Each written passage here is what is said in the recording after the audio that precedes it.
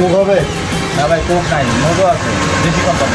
ভাইয়া 7 আপ হবে? না ভাই প্রাণ আপ আছে, প্রাণ আপ দেশি কোম্পানি, প্রাণ কোম্পানি, বাংলাদেশি কোম্পানি। ঠিক আছে শুনবে পুরো করেন শুনে। মেরিন্ডা হবে? না ভাই ট্যাঙ্গো আছে, প্রাণ কোম্পানির ট্যাঙ্গো, খুবই সুন্দর প্রোডাক্ট, মেরিন্ডের সমতুল্য। দেখাবেন?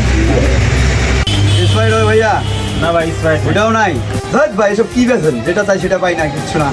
কিসে তো আমি শয়তান দেশে পণ্য বিক্রি করি না। যে দেশে পণ্য বিক্রি করলে লভ্যাংশটা সে দেশে চলে যায়, সে দেশে পণ্য আমি বিক্রি করি না। সেই টাকা দিয়ে আমাদের মুসলিম ভাইদেরকে মারার জন্য অস্ত্র তৈরি করে সেসব পণ্য আমাদের মুসলিম হিসেবে দায়িত্ব যে এইসব পণ্য থেকে আমাদের বয়কট করা উচিত। আর শুধু কোকা-কোলা নয়, স্প্রাইট, তারপর 7 আপ, আপনার যত ধরনের পণ্য আছে ওই শয়তান দেশের পণ্যগুলো আমরা আজ থেকে বয়কট করব। মনে করবেন যে আজকে আমরা যে পণ্য অর্থটা দিচ্ছি তাদেরকে, সেই টাকা তারা অস্ত্র কিনতেছে।